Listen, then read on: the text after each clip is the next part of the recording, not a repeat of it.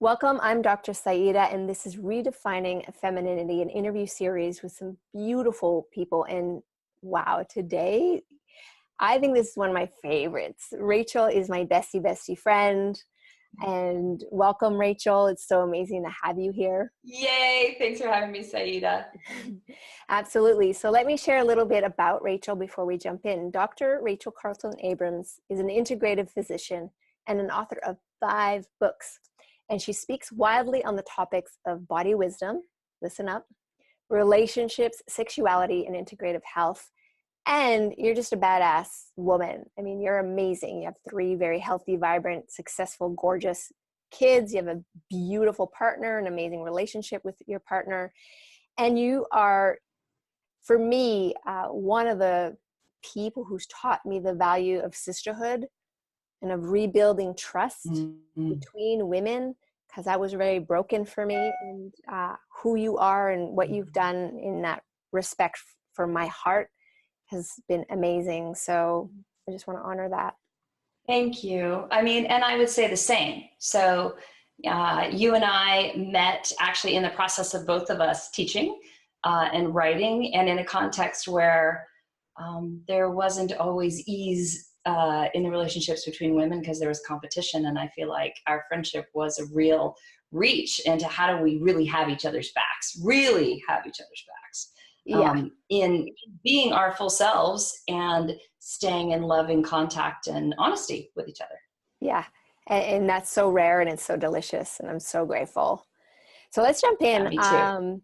I want to ask you a very personal question, but I want to know what femininity means to you, like to yourself, to your heart, not so much Rachel the doctor, but Rachel the woman.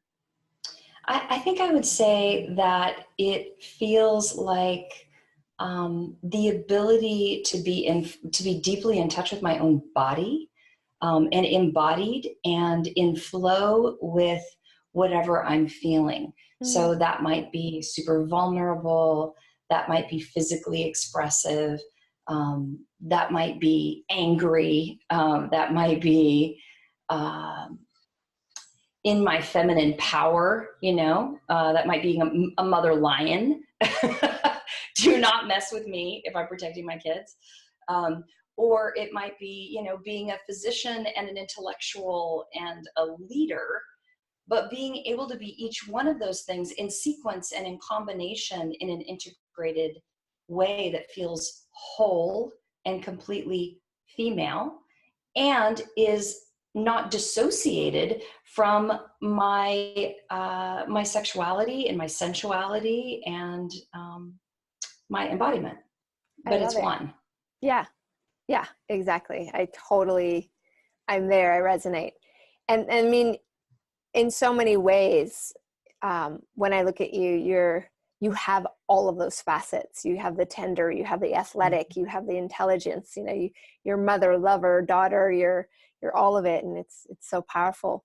So I'm curious, Rachel, was there a particular moment in your journey where this understanding of your femininity in this broad spectrum, where that became really kind of self-evident for you?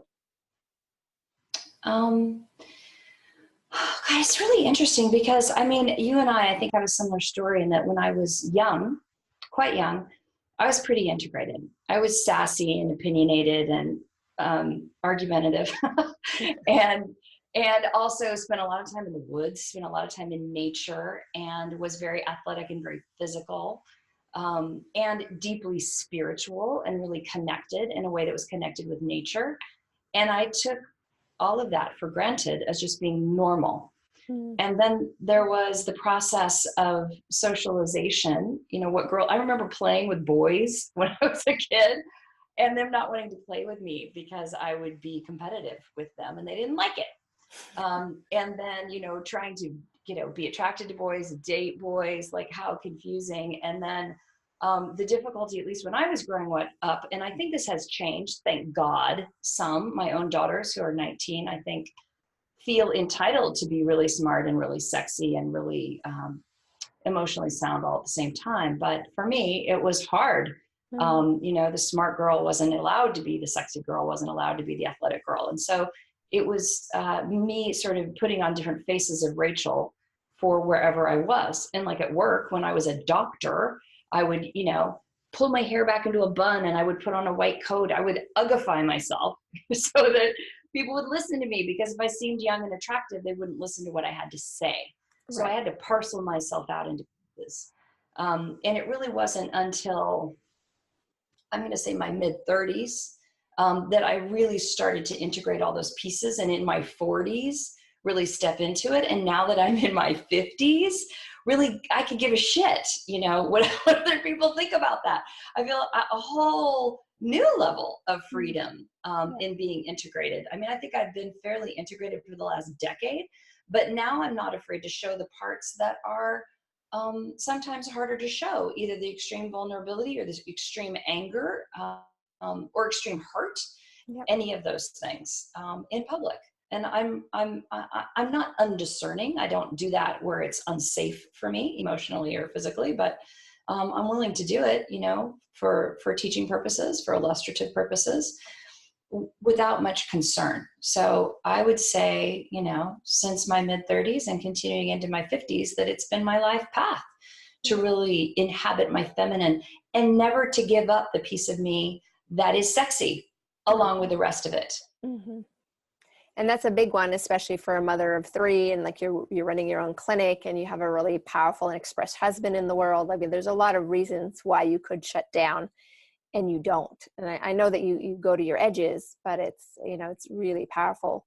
I love that. I love that because you're a living embodiment of really integrated human. So it's fantastic. The last question I want to ask you is kind of where I want to spend most of our time in the conversation. You probably have noticed that there's a lot of divisive conversations right now around masculinity and femininity and all these labels that are going in both directions. I'm not that interested in that part of the conversation. What I am interested in is to hear from you. What do you feel like, for the viewers, is really important to consider as we move forward to create more of that connected, harmonious, dynamic energy, playfulness, togetherness between masculinity and femininity? Yeah. I mean, it's really relevant to this whole political conversation we're in too, which is similar in this, opposed way. We've gone from a country, I grew up in a place where people of all political parties went to church together and went to potlucks together and lived next to each other with a lot of harmony, disagreed, but were able to be respectful. And that's fallen through. And it's not a dissimilar issue between women and men currently. So I think that we're not going to get anywhere if we are in that dyadic opposition.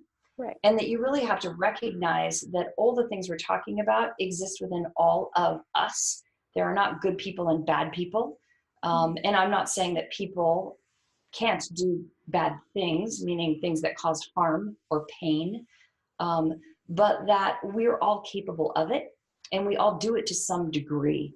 So I think there's a big call right now to recognize our own shadow, our own aspect of oppression, of obliviousness, of invasiveness, because we all have it. And when we claim it and when we know it, it gives us the ground for compassion for others. So between men and women, God, I mean, in a way, there's never been a better time because, women, at least in the Western world, have never been more empowered in terms of money, power, strength in the relationship, jobs and opportunities, ability to be open about sexuality. These are all remarkable things that have happened in a generation, in a couple of generations, but a lot of it in one generation. And I think that it's time for all of us, and I'm not saying don't be honest and call out what's not working between the masculine and the feminine.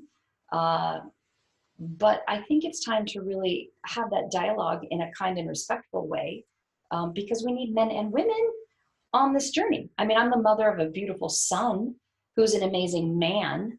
And, even if I weren't, I've got an amazing husband. I've got remarkable male friends. And I also think that this is a time in history that's really tough on the masculine in a whole variety of ways, and that there's a lot of pain men have in the current construction of reality, feeling that their worth is equivalent to what they earn, to their financial productivity. And I'm not saying women can't feel that too, but it's particularly intense for men. And that the more that we can recognize our own faults, not just project them onto other people, and find that compassion while stating our truth, the more effective we're going to be. And, the type of communication I'm talking about, I think is no different for, best communication in the workplace, best communication parent to child, best communication between spouses or committed partners.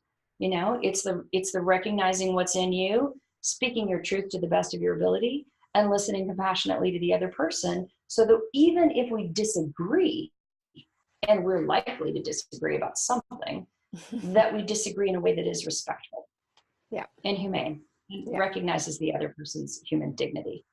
Yeah, that I think is really key.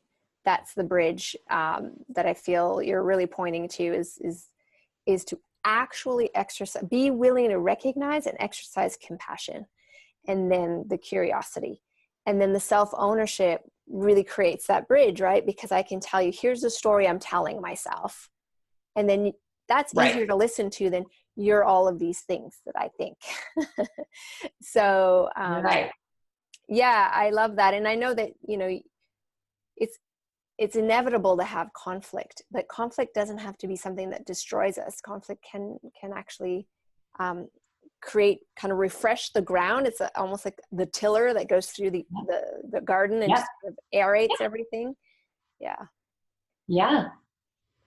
agreed. I mean, and we wouldn't grow, like when the brain cells grow, there's actually destruction and then building, and then destruction and then building. This is our biological nature. It's not just human nature. It's biological nature that, it's the pruning of the tree, right? The conflict brings out the difference, which allows you another lens through which to view yourself, and the opportunity to prune some of those thoughts that are maybe not fully developed, or maybe not really inclusive in the way you want them to be, and then to step into being a person that's got a little wider view. And I think that is the process of spiritual growth, and it's the process of becoming the woman you want to be, or the man you want to be, or the non-gendered person you want to be. Right? Yeah, the adults. That's what basically I would love to see more adults having these conversations.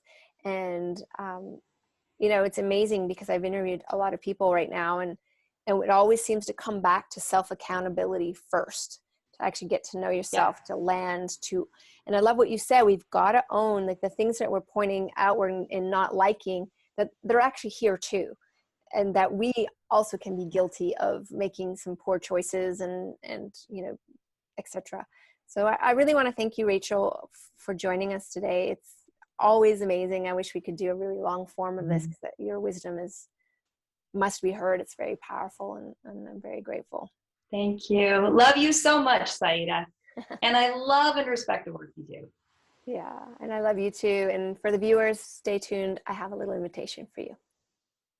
You're invited to join this amazing conversation. Soon I'll be doing a training, Redefining Feminine Power, and I want you to be there. So click the link that comes with this video to join. Just for joining, I will be giving you a free downloadable gift, so definitely watch out for that.